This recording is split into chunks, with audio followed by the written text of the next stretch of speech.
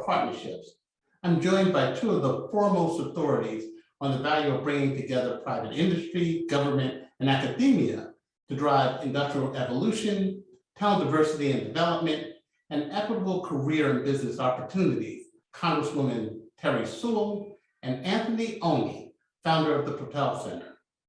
Let me share a bit about our speakers. Congresswoman Sewell is the first Black woman to ever serve in the Alabama congressional delegation. In addition to her numerous leadership positions, she serves as vice chair of the bipartisan Congressional HBCU caucus and sits on the exclusive House Ways and Means Committee. Anthony is a managing partner and CEO of the Elevate Future Fund at Energy Impact Partners, a thought leader in the areas of digital strategy and entrepreneurship. He has more than 20 years of experience in developing strategic initiatives at Southern, including Ed Farm and the Propel Center, a learning hub and business incubator for HBCU students that was backed by Southern and Apple. Congresswoman Sewell, Anthony, thank you for joining us today. I look forward to this conversation. Congresswoman Sewell, we're going to start with you. You are the first Black valedictorian of Selma High School. You've been a graduate with honors of Princeton University, Oxford University, Harvard Law School. You're the first African-American woman to be a part of the Alabama congressional delegation. So I know that education is a passion for you. Share with us why it's a passion and why it's important to the communities and constituency that you serve. Well, first, I just want to thank you and Black Enterprise for putting this panel together, this webinar together. For me, education and public service go hand in hand. My parents were educators. My mom was a high school librarian and my dad a high school basketball coach at the public high school, the one public high school in Selma High School. So it was a good thing that I was smart because I got no dates. But at any rate, my mom was the first African-American woman to sit on the city council in Selma. And she comes from a long line of educators as well as preachers. And the same is true with my dad. And so, frankly, public service and education went hand in hand in my house. And for me, it was a means by which I got to really better myself and my family. It was through education that I got a chance to go to Princeton and Oxford and Harvard Law School, and doing well in education that helped me. But I also know that to whom much is given, much is required. And giving back has always been a really big part of my foundation.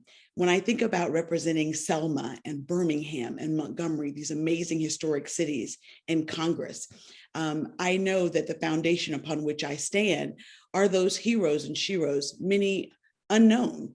I mean, I think all of us know of John Lewis, whose birthday was just recently passed. And I think that it's important that for me, that I pay it forward. Those of us who stand on the shoulders of these amazing giants really owe it to them to pay it forward and help the next generation achieve even higher heights. So for me, education has always been the means by which I've been able to do public service, and also the means by which I've been able to travel and really help my constituents as well. As you said, Selma is such a rich history. You referenced Congressman Lewis, who we all stand on his shoulders. And at the end of the day, it's about access and opportunity. And that's what education creates the pathway for. Absolutely. And education also helps us create a pipeline for more Black excellence.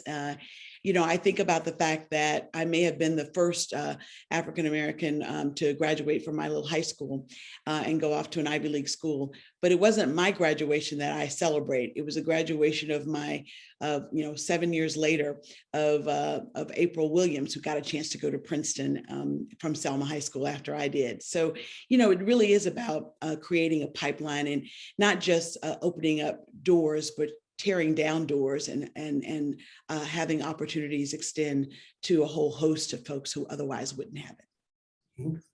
Well, Anthony, let's turn to you for a second. Want you to share a bit of your history. You too have a passion for education. You created the Ed Farm in Alabama, as well as the Propel Center in Atlanta. Share a bit of your background and why Ed Farm and Propel Center are so vital. Hey, Derek, thank you. I will say first off, as we're talking about Black history, we have to celebrate the work that you've done and the work that Black Enterprise has done in amplifying the Black voices in America and really globally. So I've been a longtime fan and reader and viewer, and so really glad to be here with you today along with Congressman Sewell. So thank you for the opportunity. For me, education, runs deep. My father is an educator. He started teaching at A&T University when I was young, and is also now a professor and serving as dean at Tuskegee University. So growing up, most of my childhood was spent on HBCU campuses in North Carolina and in Alabama. And it's probably one of the most fun memories I've had. Seeing a sea of Black and brown faces does something for the soul. So as I've, grown up, I remember quite vividly attending lectures. My dad would drag me during the summers and we'll go to the campuses and listen to, him teach and others teach students. And I can't think of a more noble profession in the world than preparing the next generation of students to tackle the world ahead. So that's been imbued in me. That's been a really important part of my life.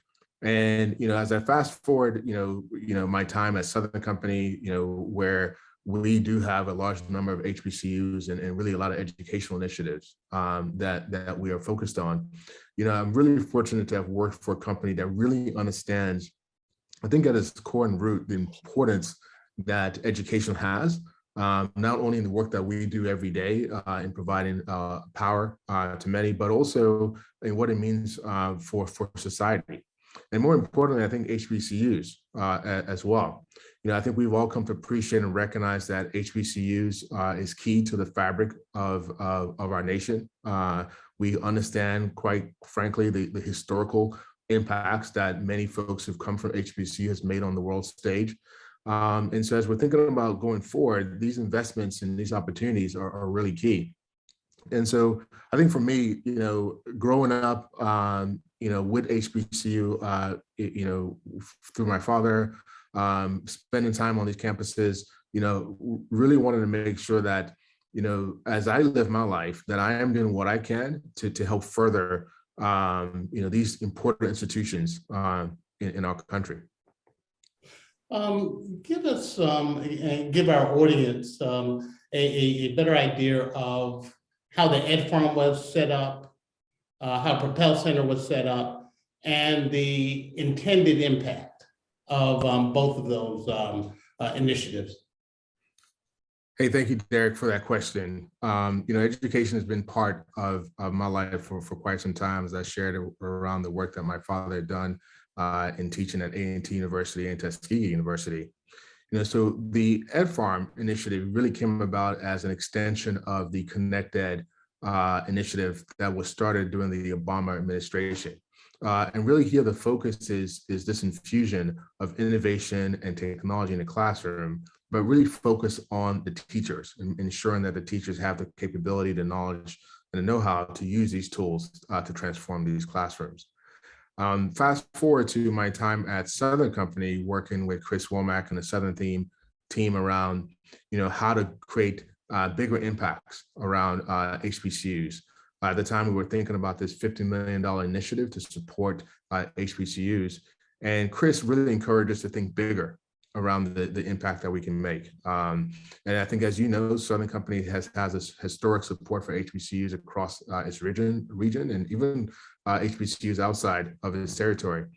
So the Propel Center is this attempt to augment the already great work that is taking place at HBCUs. It is focused on really three main pillars. One is this co-design curriculum with the likes of Southern Company and Apple and the other Fortune 100 companies that we're bringing to bear, so that things like artificial intelligence or the clean energy transition, those companies who are leading those efforts get to work with the Propel Center to design curriculum for those HBCU students. So when they graduate, they're not skipping a beat. They can slot right in and create impact right away. The second is around economic pathways and economic opportunities. We do know that HBCUs are a vital stream to prosperity in the US. We want to make sure that whether you're a freshman on campus or a senior on campus, that if you have that great idea, that Propel Center can work to enhance those capabilities, work to provide you not only with curriculum, but also funding, so that a student at Tugelo University can create something with a student at Morehouse and create that next generation of company that can chart the course for future. And then lastly, leadership. Leadership is an important component. And we really want to enhance the already great work taking place on HBCUs across campus and making sure that we can amplify that through that engagement. And this is going to be done through this virtual learning platform that's going to be part of the Propel Center. So we're really excited about what this notion of accelerated learning can do to transform the lives and prosperity for HBCU students by giving them specialized access, training, mentorship to participate fully in this global knowledge economy.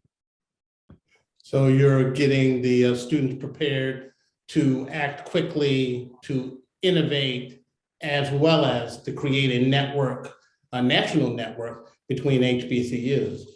Congresswoman Sewell, so much of this summit and so much of what we're discussing is about leadership and innovation. We talked about, a couple of the pieces in terms of partnership. One is the HBCUs, academia, and corporations. Another important part of the partnership, if you will, triad, is government. You serve as vice chair of the HBCU caucus. Share with us what the caucus has been focused on and how it drives this innovation and leadership for the future in these expansive growing industries and emerging industries. Well, absolutely. I think that it is truly a public-private partnership that's really important in promoting not just HBCUs, but ultimately excellence in the fields, in every field, frankly. And I'm honored to be vice chair of the HBCU caucus. It's actually a bipartisan caucus. The chair is Alma Adams, who's a Democrat, and the vice and the co-chair, is French Hill from Arkansas, who is a Republican. I serve as vice chair, and my co-vice chair is Mike Turner, who from North Carolina. So it really is a bipartisan effort to promote and protect the interests of HBCUs by creating a national dialogue, educating members of Congress and their staffs on the importance of HBCUs, and promoting legislation that will not only enhance and empower HBCUs into the future, but also create that pipeline that we've been talking about when it comes to African-American excellence. It increases career opportunities and access to quality, affordable education. And so I, like everyone on this call, am very proud to support HBCUs. I know that I stand on my parents' shoulders, who were first-generation college educated, both at the Alabama State University, go Hornets. I have the great honor now to represent Alabama State and Miles College and Lawson State and so many amazing, Selma University, so many amazing HBCUs across Alabama. In fact, there are more HBCUs, I would argue, in Alabama than anywhere else. And we're very proud of that legacy. It's a strong legacy when we think about the fact that 27% of all bachelor degrees that are given out by universities are given out by HBCUs to African-American students. And so HBCUs have graduated the highest number of scientists and the highest number of engineers and doctors and dentists and African-American doctors and dentists.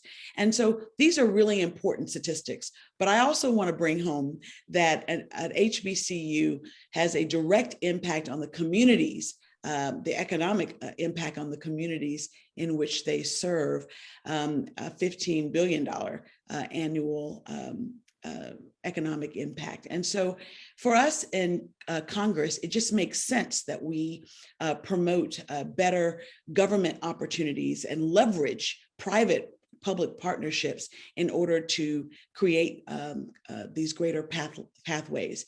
And so currently we are, as a top priority of the caucus, trying to get through Ignite Excellence.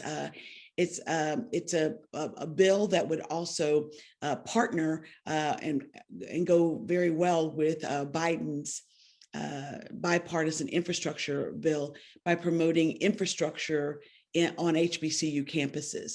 That infrastructure is not only better dormitories and better classrooms, but also research and development opportunities, which would really pair well with what Anthony was saying about Alabama Power's efforts in promoting Black entrepreneurship and Black innovation. So I think that the opportunity to leverage federal dollars, taxpayer dollars, to really improve the academic conditions and structural barriers, infrastructure barriers on HBCU campuses is something that we're singularly focused on right now. I can't think of a better way to spend our money than to leverage these amazing institutions, which have historically been so important and will continue to be a viable and important part of the academic landscape in the United States. And so, I do it not only as a member of the caucus, the HBCU bipartisan caucus, but also in my role as a member of Congress representing so many amazing HBCUs. I sat on the Intelligence Committee and creating centers of academic excellence in intelligence on HBCU campuses like Miles College was something that I was very proud to promote. Likewise, representing these historic cities of Birmingham and Montgomery and Selma, leveraging Department of Interior National Park grants on historic preservation to do them on historic preservation of civil rights sites on HBCU campuses like Alabama State and Miles College and so many others is a way to get more resources to HBCUs and leverage existing programs within the federal government to really provide better opportunities for these amazing institutions is something that I'm very, very proud of. And I know has bipartisan support throughout Congress. And likewise, Biden has just assembled his HBCU President's Advisory Council. And I look for great partnerships with members of Congress and this administration and private partners like Alabama Power, Southern Company, and so many others to leverage our opportunities to really create these pathways to access and better excellence. Yeah, you talked about infrastructure and Anthony, I'd like you to jump in. One of the areas that has been addressed or that's being addressed is, in some of our institutions, the limited broadband connectivity. Share with us what is being done to, further upgrade facilities so that, students, faculty can engage in the innovation that's needed for the next leg of, science and technology and STEM careers. Yeah, I'll start off, but I'll tell you that there's a lot more work that needs to be done. I think we all realized on the onset of COVID just how much the digital divide affected disproportionately students of color across the entire country. When you had to shut down and go straight to virtual, there were many kids and students and also teachers who did not have access to broadband or internet or the right kind of equipment or webcams, all the things needed to facilitate digital learning. So we recognize that that is a gap, and there's a growing gap, especially that for African Americans and people of color. So I think part of what we think about going forward, which is one of the reasons why I think Southern Company and many others that are leaning in making these type of investments, whether they're in Propel Center or the critical infrastructure that's needed to close this digital divide and enhance education is so important. We want to think about how to recapitalize dollars in a way that builds towards that future. And one of the things I'm very excited about the Propel Center is not only are we going to have a physical center of excellence here in Atlanta, but through virtual connectivity and through the partners that we're bringing on, we want to make sure that we're connecting to each and every single HBCU, making sure that we're using the modern tools and the devices today to connect to each and every HBCU student and rethink how education is being accessed. And take those key learnings and make sure that we're making those appropriate investments. And that's what we're going to do. I think having Congressman Sewell here, and especially the things that she's chairing on Congress, is important because there are a lot of things that are part of infrastructure planning that needs to filter down into the educational system. So I'm excited about what is taking place. I'm excited about the conversations taking place. But I think we've now realized in real terms just how stark our Black and Brown students have when it comes to access to digital learning and the necessary tools. And that's one of the reasons why we need to be contemplating and thinking, forward, accelerated learning fashion and how we bring those technologies into bear. Well, to that point, and Congresswoman Sewell, Alabama A&M this month is going to have its summit. Where it's going to look at, getting HBCUs subcontracting opportunities with NASA, with the Department of Defense, as well as the National Science Foundation. Share with me how you've worked with Alabama A&M and some of the other institutions to bring this about. I think what's a key area is getting these institutions to commercialize their research as a way of having resources and also a way of further developing students as well.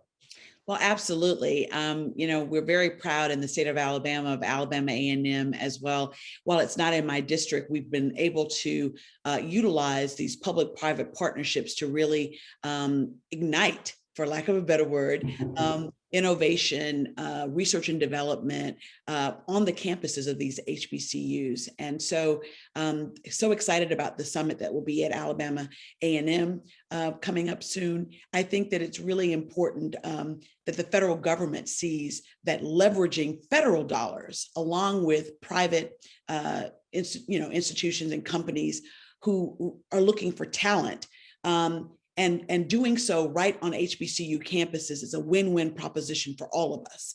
I think that when we think of infrastructure in the Ignite Act that we're promoting by the bipartisan HBCU caucus, we're also including research and development, having better classrooms equipped, having more talent on HBCU campuses to actually create and innovate the next generation of gadgets, of medicine, of science. And I think that all of that would benefit America. So the opportunity to partner with the National Science Foundation, NIH, and so much more on the campuses of HBCUs is definitely a win-win proposition for everybody. And we're really excited about that. I think that, when we talk about HBCU, so often people think, well, is it giving a hand out? No, it's giving a hand up for America. It's about really promoting, all of our strengths. The strength of this nation is in our diversity.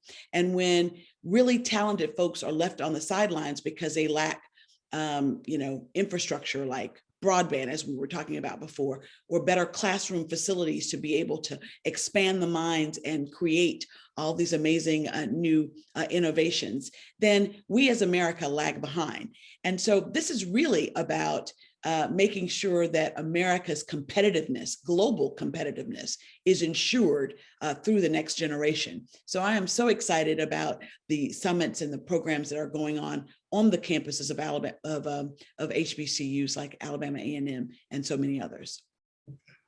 Well, Anthony, you've been a driver of emerging industries, participation in emerging industries.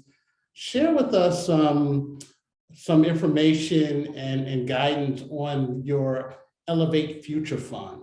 You look at clean technology, clean energy, emerging technologies. How is this fund going to help bring about and diversify the participants in those industries? Hey, thank you, Terri, for that question. And just to highlight again, I think just an important role that Southern companies played in leadership, and in this case, leadership in the clean energy economy are ahead. So the Elevate Future Fund is a fund that is focused on providing venture equity, venture capital to diverse founders working in the clean energy space. Now, if you think about the clean energy space and this transition around sustainability, I will tell you firsthand that it is going to be one of the largest economic shifts that we'll see in a lifetime. Because right now we're sitting on over $70+ trillion of committed capital globally in this transition. And so when we think about generational wealth and economic impact, it's imperative that people of color get to be part of this new economy. And then secondly, one of the things that I think is extremely important is in order to solve these issues, in order to have an adequate solve around the climate justice and other environmental issues that we see today, it's imperative that we are inviting and including people of color in solving these issues. We will have an incomplete solve to climate change or the energy transition unless we're making sure that we are bringing along the brightest minds in our country to participate. And we know that HBCUs have been a center of excellence for this for quite some time. And so we recognize that through the Elevate Future Fund, what we're looking to do is making sure that when it comes to access to capital, and we know the stats, 1% of founders of color don't get venture funding. We know that over 93% of all venture funding that comes out is controlled by white males. So we want to make sure that more people of color have check writing authority, more people of color participate in what is going to be the largest economy in the future. And our fund, the Elevate Future Fund, is part of that transition. Any goals in terms of the numbers or the percentage increase in participants in the emerging technology or / clean energy space? Yeah, look, we want to make sure that we are enabling, many unicorns, billion-dollar companies, because when you think about just the effect of that, of having entrepreneurs of color that understand, what I think about this triple bottom line, not only create financial returns, environmental impact, but also social impact as well.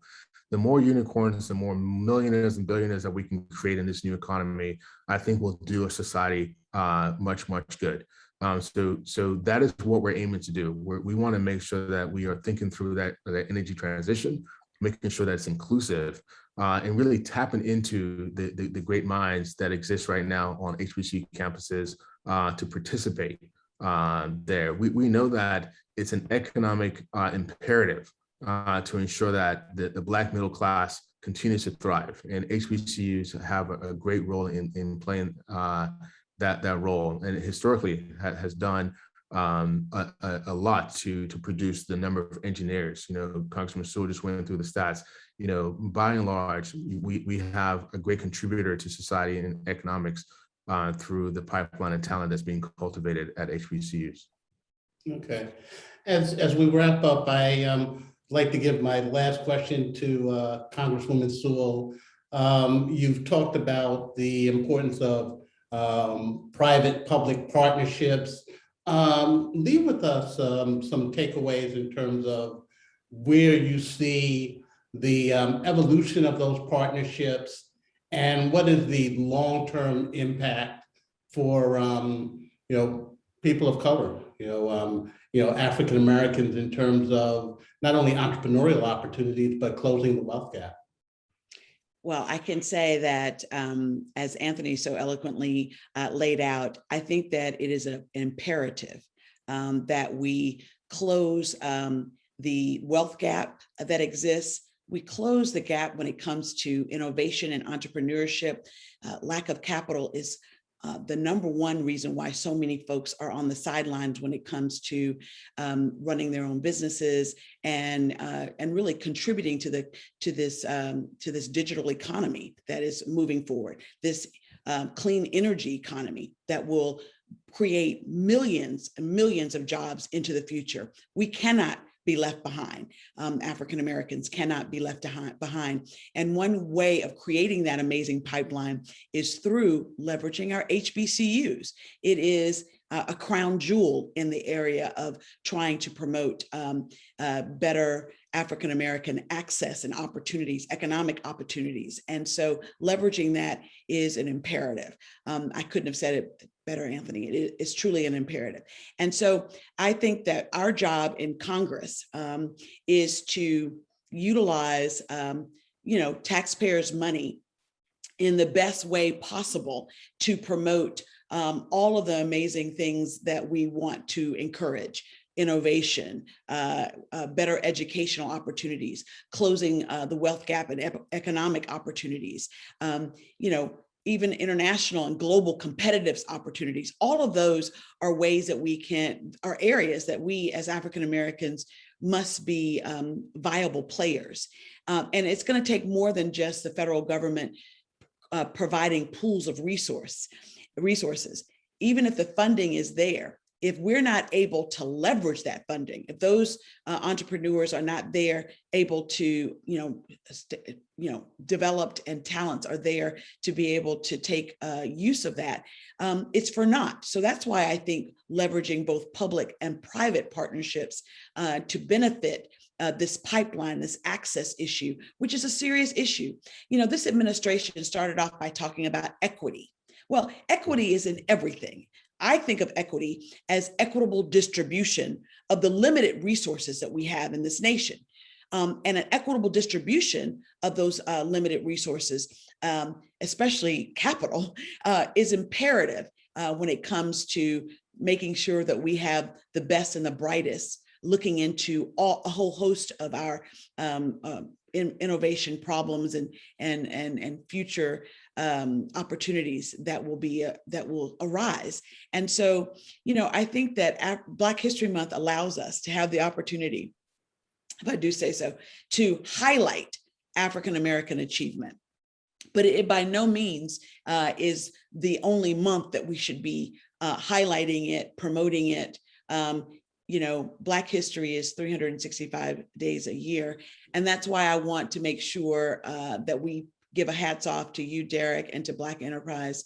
For me, as a young woman working on Wall Street as a summer intern, I never owned a stock. And it was Black Enterprise that opened my horizons to the possibility of Black entrepreneurship, Black capital.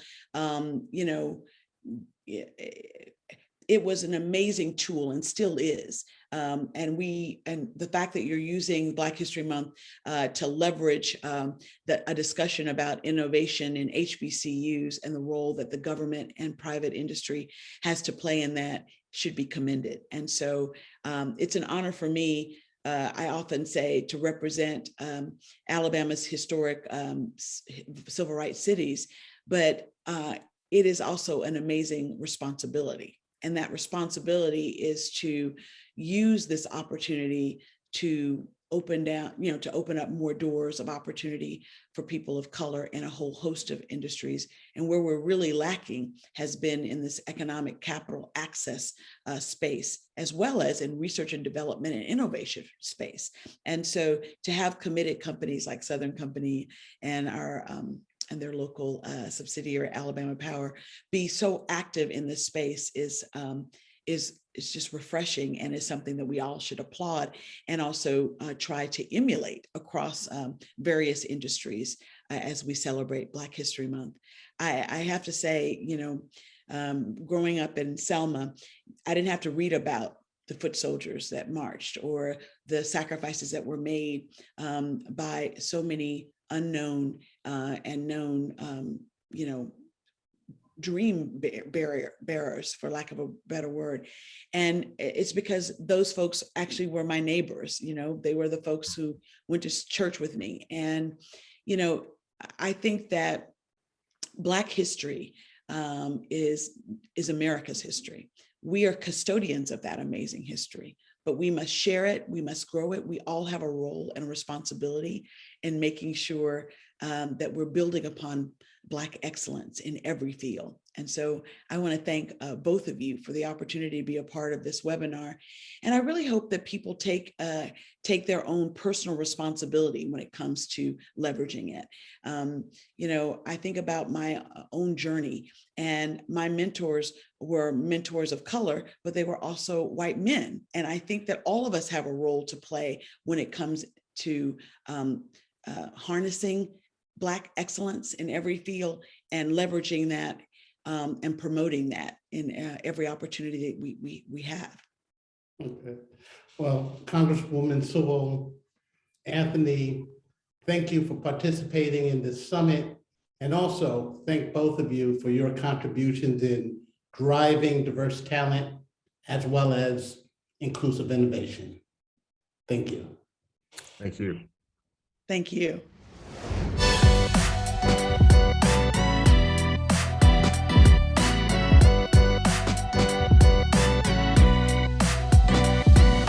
It's a wrap for Investing in Tomorrow Today, brought to you by Southern Company and Black Enterprise. I hope you've gained a better understanding of the future of energy, development of a diverse talent pipeline for emerging tech-driven industries, and the importance of investing in inclusive innovation. I would like to thank our speakers for their dynamic presentations, delivering nuggets of relevant information and insight. I would also like to recognize and extend our appreciation again to our sponsor, Southern, for their investment in this powerful event. Lastly, I would like to thank you for attending our event and being a great audience. If you missed any of these valuable sessions or have an interest in viewing them again, we have made all content available on blackenterprise.com. In closing, stay safe, stay strong, and continued success with your professional and entrepreneurial pursuits.